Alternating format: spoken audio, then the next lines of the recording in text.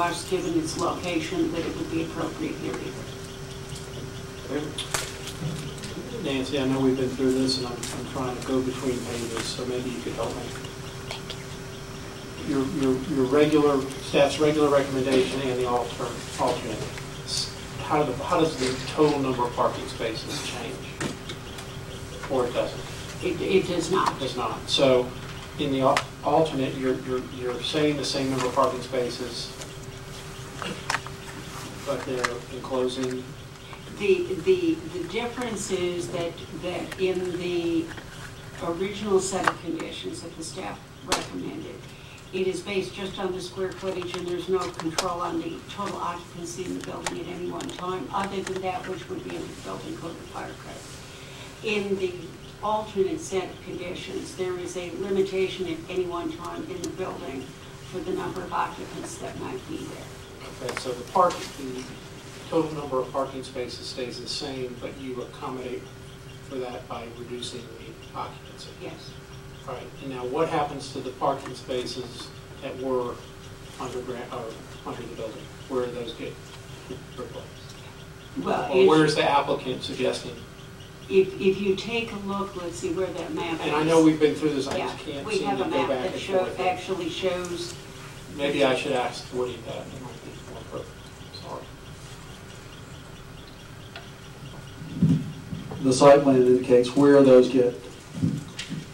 As I indicated before, the 97 spaces we can restripe and get to 97 spaces. The additional spaces occur along the front of the building. This is Roswell Road.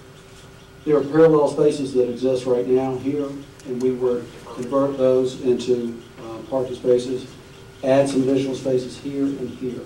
So those are the additions. So your concession here is you are taking the spaces that we were formerly losing, and you are, by restriping, putting them on the surface lot.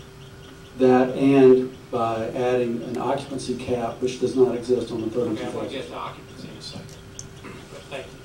All right, Nancy, how, from a practical standpoint, and I heard Woody's argument, and he makes a good argument, he's good at what he does, but from a practical standpoint, what do we do if we think that the city thinks that they are not abiding by this occupancy cap? How do we, from a practical standpoint, week in, week out, day in, day out, how do we enforce this occupancy without bringing out the fire marshal? Or how is it done on a daily basis? It would have to, I mean, it would, other than the self-reporting mechanism, if we believed that there was a violation and it were reported, we would send someone out to count the occupancy. As you know, every day is a new violation, so if there were complaints on several days and you sent an officer out several days, then there would be, those would be separate events and they would be treated separately. From a practical standpoint, though, I mean, does someone show up and make everyone leave the building and you count heads? How is that done? We would count them in the building, but I don't think we'd make them leave the building. Okay.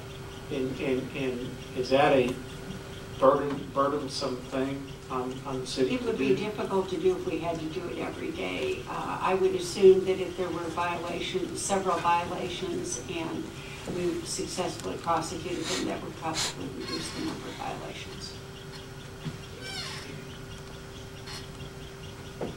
Mr. Chairman, Mr. Hubble, you stated that there's 45,309 gross square feet in this building. The applicant says there's 43,916, and every parking space is computed based on square footage of the building. Why can't we get these two parties to agree to the size of the building? It seems to me like folks could go out there and measure that building and come up with a common area. Now, every time we've had this, you have said there's 45,309 square feet. Every time Woody stands up there, he says there's 43,916. Now, this is a big deal if we're multiplying thousands times car spaces. So Can you tell me how you got to 45,000? He gets to 43,000. Is he an attorney that can't figure it out? And you're an architect that can figure it out? What is going on? You know, I'm having a lot of trouble because 2,000 square feet, you know, that's another 6 parking spaces just if we're talking about office space. So, and that's pretty critical. So, it is. Mr. Hubble, would you weigh in on that? And then we'll let Woody weigh in on it because this is a gross, I don't understand it. Yeah. I'm an engineer by education, and I can figure out the size of a building in a heartbeat. And it doesn't seem like this crowd can do that, or at least can agree, and we don't, the staff is coming up with another. So let's figure out the size of the building, and then maybe I can multiply that by cars per 1,000. Well, the plans were given to us, I guess, in June from Mr. Galloway, and these were from their architect, and I took those plans, scanned them in, and checked the square footage as to what was being reported on the application. And I found out that there was a discrepancy, and I actually went so far as to examine the survey at the open records in City Hall here, and found that there was an error on the survey which accounted for why there was a discrepancy from what was on the application and what I was coming up with. Later on, well, in our July 21st Planning Commission meeting, Chairman Duncan requested the staff and Nancy to verify the square footage, which, as I understand, they didn't do that, but the applicant did because Mr. Galloway came back with some plans that he circulated to the City Council, and we have a copy of those.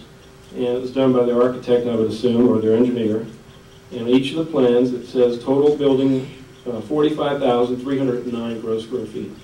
So I didn't come up with that number. They came up with that number. I did come up with a discrepancy where the square footage was actually more than what's on the application. So that's how we came up with the 45,309. The footprint of the basement, you would think, would be the same size as the floor plate. Does that answer your question? What do you weigh in on it? Well, it's Woody's number. We now find out that 45,309, it comes from a document that Mr. Galloway presented, or Mr. Galloway's architects. We didn't ask you to come here yet, Woody, so... and I have... I don't understand why, when your team, your architect presents a 45,000 number, that doesn't appear in the application somewhere, and that the neighborhood folks have to bring that to fore. And I just can't, I don't understand why we have to deal with this kind of stuff, because the smaller you make that building, the less parking you require. And I think that if two architects, your architect, Mr. Galloway, and Mr. Hubble, who is an architect, both say it's 45,000 feet, why doesn't this application say it's 45,000 feet? Galloway? First of all, I did not figure any numbers, and you don't want me to figure any numbers. You're an attorney, and we understand that. Gensler is the architect, and Gensler went back and refigured. There was an error made, and the error was the number that he indicated, 45,309 square feet. We went back and had them re-verify based on surveys, based on Gensler looked at it, they had the surveyors look at it. The bottom line is you're trying to get to parking